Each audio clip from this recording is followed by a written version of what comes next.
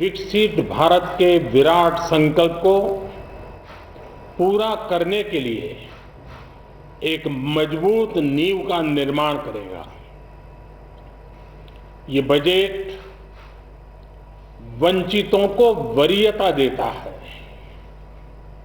ये बजट आज की एस्पिरेशनल सोसाइटी, गांव, गरीब, किसान, मध्यम वर्ग सभी के सपनों को पूरा करेगा। मैं वित्त मंत्री निर्मला जी और उनकी टीम को इस ऐतिहासिक बजट के लिए बधाई देता हूं।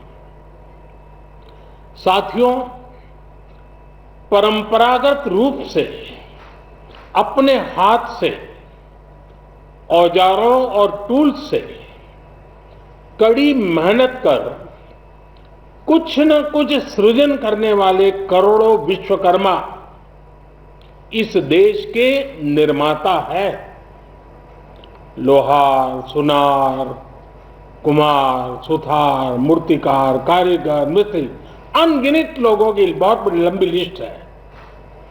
इन सभी विश्वकर्माओं की मेहनत और सृजन को देश इस बजट में पहली बार और सृजन को टेक्नोलॉजी, क्रेडिट और मार्केट सपोर्ट की व्यवस्था की गई है।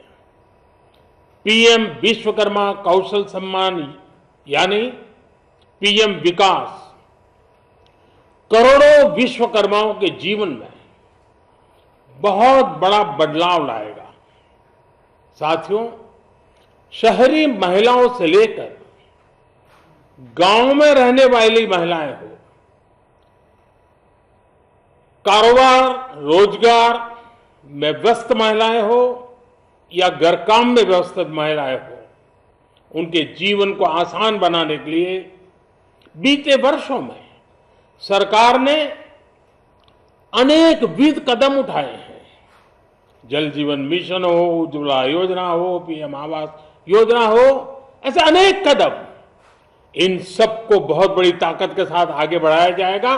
उसके साथ साथ महिला सेल्फ हेल्प ग्रुप एक बहुत बड़ा सामर्थ्यवान क्षेत्र आज भारत में बहुत बड़ी जगह अपने हाथ एक्वायर कर चुका है। उनको अगर थोड़ा सा बल मिल जाए तो मिरेकल कर सकते हैं। और इसलिए विमेन सेल्फ हेल्प ग्रुप उनके सर्वांगीण के विकास के लिए नई पहल इस बजट में एक नया आयाम जोड़ेगी। महिलाओं के लिए एक विशेष बचत योजना भी शुरू की जा रही है और जनधन अकाउंट के बाद ये विशेष बचत योजना सामान्य परिवार की गृहिणी माताओं बहनों को बहुत बड़ी ताकत देने वाली है। ये बजट सहकारिता को ग्रामीण अर्थव्यवस्था के विकास की धुरी बनाएगा। सरकार ने कोऑपरेटिव सेक्टर में दुनिया की सबसे बड़ी अन्न भंडारण योजना बनाई है, स्टोरेज कैपेसिटी। बजट में नए प्राइमरी कोऑपरेटिव्स बनाने के लिए एक महत्वाकांक्षी योजना का भी ऐलान हुआ है। इससे खेती के साथ साथ दूध और मछली उत्पादन के क्षेत्र का विस्तार होगा। किसानों, पशुपालकों और मछुआरों को अपने उत्पाद की बेहतर कीमत मिलेगी। साथियों, अब हमें डिजिटल पेमेंट्स की सफलता को एग्रीकल्चर सेक्टर में दोहराना है। इसलिए इस बजट में हम डिजिटल एग्रीकल्चर इंफ्रास्ट्रक्चर की एक बहुत बड़ी योजना लेकर आए हैं। आज दुनिया इंटरनेशनल मिलेट ईयर मना रही है। भारत में मिलेट्स के अनेक प्रकार हैं, अनेक नाम है। आज जब मिलेट्स घर घर में पहुंच रहा है पूरी दुनिया में पॉपुलर हो रहा है तो उसका सर्वाधिक लाभ भारत के छोटे किसानों के नसीब में है और इसलिए आवश्यक है कि नए तरीके से उसको आगे ले जाया जाए। इसकी एक नई पहचान, विशेष पहचान आवश्यक है। इसलिए अब इस सुपर फूड को श्री अन्न की नई पहचान दी गई है। उसके प्रोत्साहन के लिए भी अनेकविध योजनाएं बनाई गई हैं।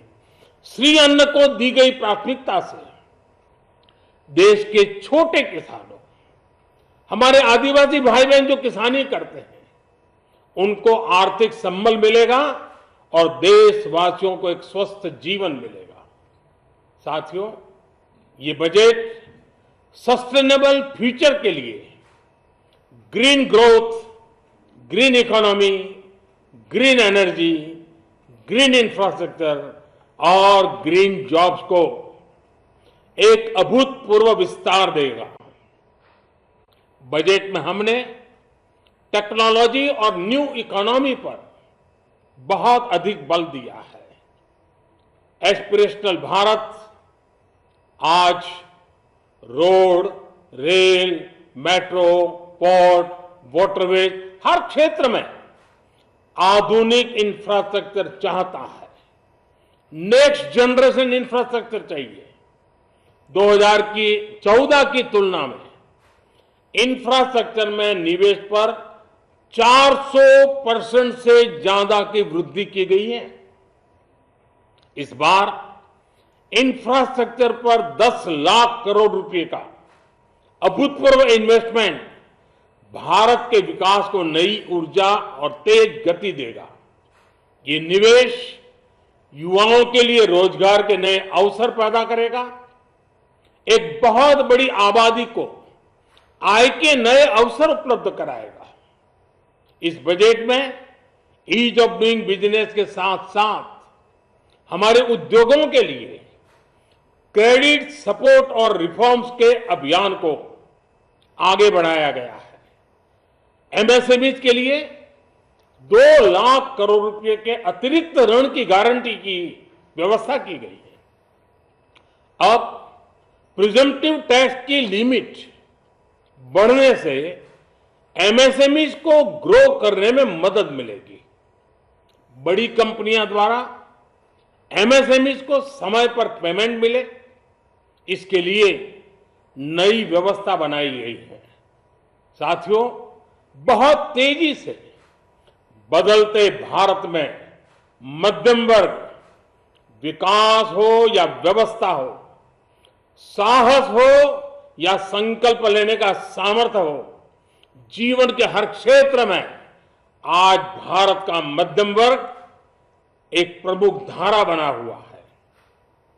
समृद्ध और विकसित भारत के सपनों को पूरा करने के लिए मध्यम वर्ग एक बहुत बड़ी ताकत है। जैसे भारत की युवा शक्ति ये भारत का विशेष सामर्थ्य है, वैसे ही बढ़ता हुआ भारत का मध्यम वर्ग भी एक बहुत बड़ी शक्ति है। मध्यम वर्ग को सशक्त बनाने के लिए हमारी सरकार ने बीते वर्षों में अनेकों निर्णय लिए और ईज ऑफ लिविंग को सुनिश्चित किया है। हमने टैक्स रेट को कम किया है, साथ ही प्रोसेस को सिंप्लीफाई, ट्रांसपेरेंट और फास्ट किया है। हमेशा मध्यम वर्ग के साथ खड़ी रहने वाली हमारी सरकार ने मध्यम वर्ग को टैक्स में बड़ी राहत दी है। इस सर्वस्पर्शी और विकसित भारत के निर्माण को गति देने वाले बजट के लिए मैं फिर एक बार निर्मला जी और उनकी पूरी टीम को बहुत बहुत बधाई देता हूं और देशवासियों को भी बहुत बधाई के साथ साथ मैं आह्वान करता हूं, आइए अब नया बजट आपके सामने है, नए संकल्पों को लेकर के चल पड़े।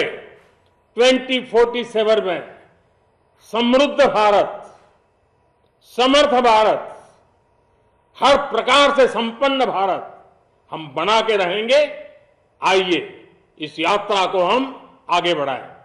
बहुत बहुत धन्यवाद।